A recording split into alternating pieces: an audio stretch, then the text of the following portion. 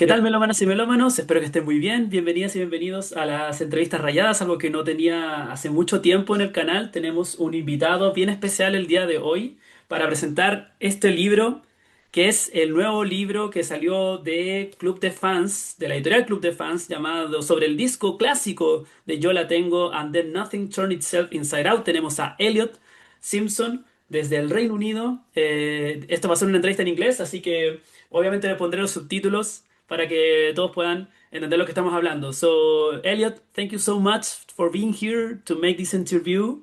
Uh, Tell us a bit yourself and your relationship with the band. Why did you want to write a book about Yo La Tengo and this specific album? Because they have so many classic. Why this Mhm. album Yeah. and why Yo La Tengo? Yeah, I think Yo La Tengo is like an intimidating band for people to get into, like for that specific reason, because there's so many albums and there's so many entry points. It's like, yeah, it's very difficult to know where to start with them. I think I got into the band basically, I grew up as like an indie kid, all the kind of 2000s kind of big indie bands like I think like Vampire Weekend, Arcade Fire, Grizzly Bear, Dirty Projectors, these sorts of bands and stuff. Like very kind of pitchfork core sort of music taste. And then I Amazing. think for a lot of those bands and that kind of scene, like Yo La Tengo is like the grandfather a little bit. Yeah, Um, absolutely. like a very kind of important foundational band for a lot of these acts. So when I eventually got back into them, I think it was during lockdown, I really, really got into them and kind of went for all the discography and stuff, so I had a lot of spare time. And yeah, this album in particular was the one that really connected with me, and it's very representative of the band, but also kind of an outlier as well. Yeah, It's a very kind of consistent mood across the whole thing. Um, it's very quiet. I used to yeah, think of it as like a concept album about like, like one long night. 'Cause it yeah, kind of moves through that mood for all the albums from like evening to nighttime, the last song. Um, and yeah, I felt like the album really kind of encapsulated the story of the band and their ethos in the way, in the sense that it's very patient and they're a very yeah. patient band. Mhm. But this being their 10th album and it taking them a long time to actually break through and gain the popularity they have now. Yeah, yeah. They started in the 80s, early 80s, and they took a long time to break through the more mainstream scene, so to speak, with the Painful album and then the next Mhm. album. One of the things that the book emphasized a lot is the band stability, which is a rare feat in a lot of bands.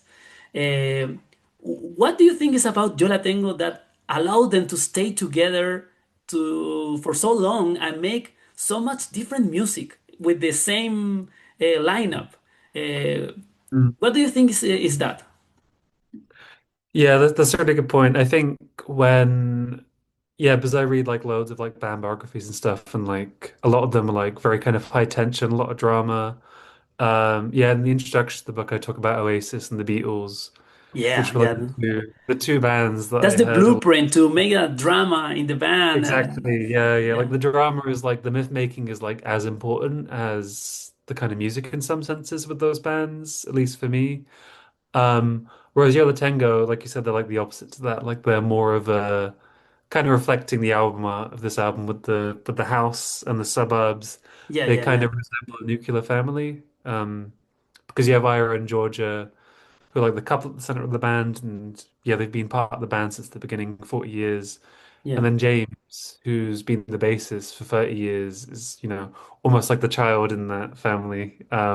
It kind He's like the child. Is amazing. That I love that. yeah, yeah. And like since it's been the three of them, like they haven't had any lineup changes. It's just always been those three. And they kind of swap between instruments and all kind of play everything in the band as well. Um, but I think, yeah, I think the reason they've managed to keep that stability is, I think at their core, I don't know if most musicians to me feel like extroverts and Yo La Tengo to me feel like introverts. It's an introvert band. Yeah, they don't Yeah, like to yeah, do many interviews, or they are exactly. very specific, quiet band. Yeah, exactly. And I think that's one of the things I kind of relate to with them as well. Like I think it takes them a lot of time to kind of build that trust and connection with people. And then, yeah, when they kind of have that, they kind of lock in. It's like in the same way, they've been signed to Matador Records for 35 years now. And yeah, I think for like all their kind of classic albums, like maybe a stretch of 6 or 7 albums, they work with the exact same producer every time, in the same studio every time. Like they're kind of like creatures of habit, like they kind Yeah, of, if something works, they just want to do their own thing and be comfortable doing it. And I yeah. think that's kind of a big part of, yeah, why they behave the way they behave. Interesting thing. One of the elements that you mentioned in the book that carries a lot of weight, especially on the cover, is the suburbs. You mentioned Mm, they have influence from some directors, David Lynch, the movie American Beauty, who dragged heavily from that aesthetic. I'm thinking about David Lynch's Blue Velvet. And why exactly. was reclaiming of the suburbs such an important thing for Yo La Tengo, even on the cover of the album? Yeah, we don't really have the suburbs in the same way in the UK as they do in the US. But I think, yeah, like the suburbs have always been like a really powerful image. Like, is this the kind of again, it's that very, very David Lynch thing where it's the contrast between like normality and something kind of sinister. And yeah, and this is like with the album cover as well. And like, if you look up the photographer who did the cover, Gregory Crewdson, like all this photography has this very kind of unsettling tension to it, Yeah. where it's like familiar, but he frames it in a way that makes it like slightly creepy and It's alien. like a creepy, yeah, a Um, little creepy, but these are very detailed yeah, creepiness. yeah. And I think I always think about this a lot with album covers because I think the album cover really kind of dictates the mood of the album Yeah, in a yeah, big way for me when I listen to it.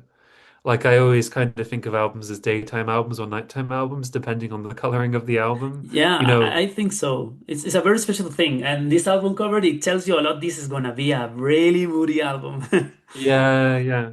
And it's like I wonder how differently people would perceive this album, like if it had the cover of the previous Yo La Tengo album, Yeah, and then I can hear the heart beating as one, which is like a very kind of it's the polar opposite, where it's like it's the polar. It's so reds it's and yellows. extrovert in Yo La Tengo's term. It's Exactly. extrovert. A lot of experimentation and sampling and yeah, Yeah, yeah, exactly. So they're kind of opposites in that way.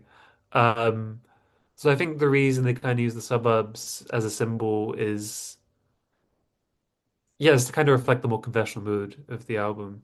And I think their lyrics have always been quite confessional, but again, like on I Can Hear the Heart Beating is one, like the music is very loud in a lot of places, so you don't really focus on the lyrics as much, whereas this album is very, very quiet, softly spoken, and it's that yeah. kind of thing where they're whispering a lot, and then They're because they're whispering a whispering, lot. you're That's like, a very interesting thing. Nowadays we yeah, have I don't know, Billie Eilish who have a yeah, very soft voice, but in that era everything was loud and in the 90s, 2000s, there was everything about loudness and in indie rock in general and pop in also in other kinds of yeah, music. So yeah, it's a very interesting move to make a soft-spoken music. exactly. Yeah. Yeah, and I think maybe the reason for that is it's that kind of contrast when someone's like whispering or saying something quietly, it feels more important, or like Yeah, you pay you more need to make an attention. effort. You need to make an effort to hear what they're saying, so you pay Yeah, that's attention. very interesting. Mm. And so this album to me, with that kind of suburbs imagery, it's like you're kind of eavesdropping on the kind of Mm. conversations that like a family is having, Yeah, or like a couple in a house. Like you can hear the couple next door having an argument or something. Can you like put a glass to the yeah, wall to eavesdrop on? Like it's kind of like that's the kind of mood I get from it. yeah, yeah, Yeah, with that kind of softness. yeah. Interesting. About that, bueno, something I admire about Yo La Tengo is that even though they have moved toward the mainstream, they could have.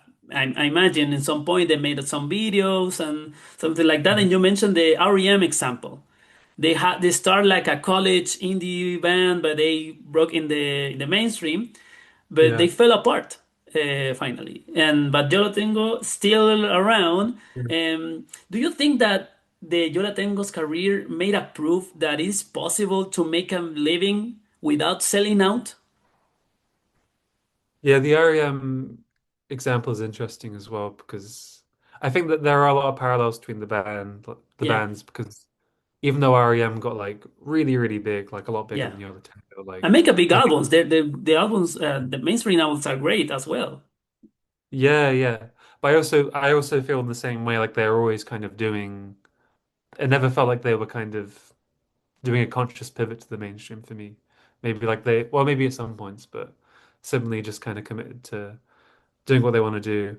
Um yeah, and I think I don't know if you could have a band like Yo La Tengo these days. Maybe Mm, succeed in the same way. Yeah, they yeah, played Bristol. They played Bristol like a few years ago, where I live, and they can sell out like a nice sized venue, like 2,000 people or something, very consistently. Um, but they've just kind of maintained like a steady level of popularity over the yeah, course of like the past 20, 30 years. And I think there's just like a lot of goodwill towards them maybe, yeah, and they they kind of do their own thing. They kind of march to beat their own drum. Um, and they're kind of one of those artists where it's like it's your favorite artist sort of yeah. thing as well. Like the Mm, bands you kind of see playing with. Like I think they were touring with like Death Cab for Cutie a few years ago, and like yeah, they're very what's the word I'm looking for? They're very adaptable. Like they can kind of play with so many different bands. They can fit on so many different festival lineups, and mm, everyone's always going to be happy to see them there, you know? yeah.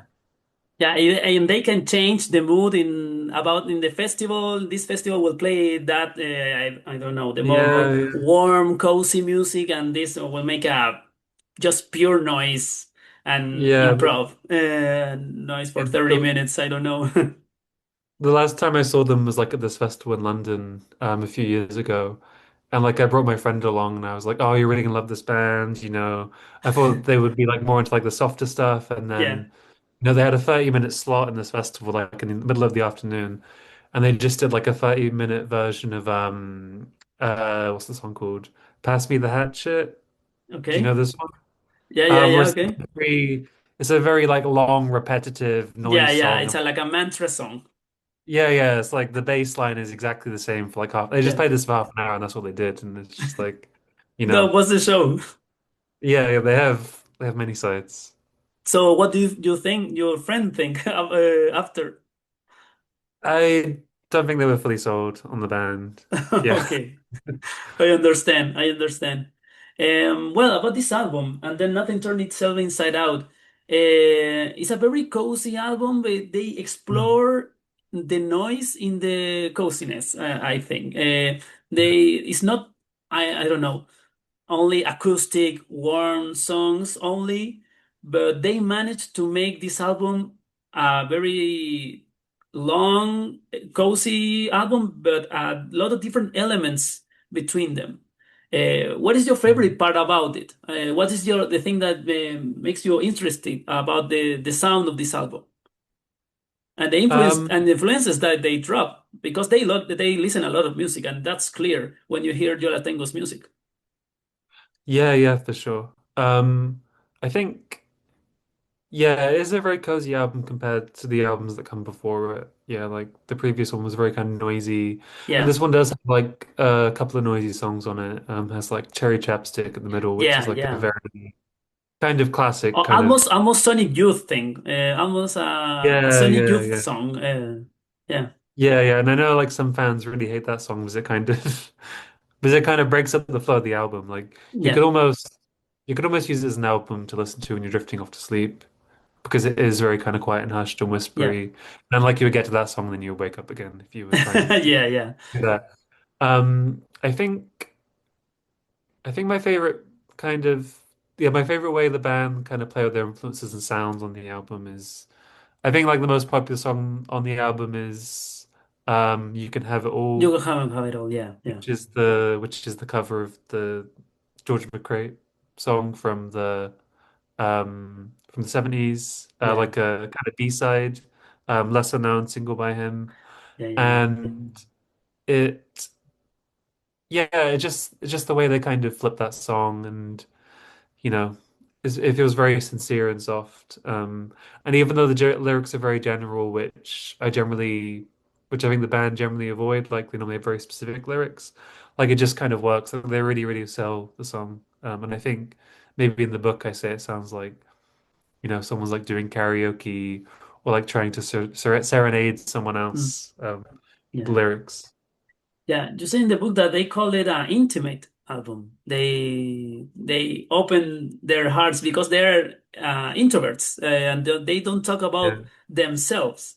But in this album, they like open up about I don't know their relationship, the love thing. So it's very interesting that they explore also another kind of lyrics here in the album. Yeah, exactly. And I think one of the things I talk about in the book is the trajectory of the band up to this point. So this is like album number 10, and like you said, they've Yes, a been number 10 going albums. That's a since lot.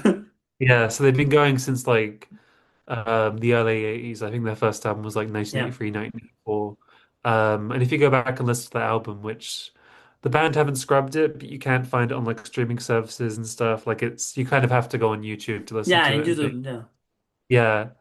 And I think like the trajectory of the band across those first 10 albums is learning to be more intimate, yeah, in the sense of their lyrics and being revealing.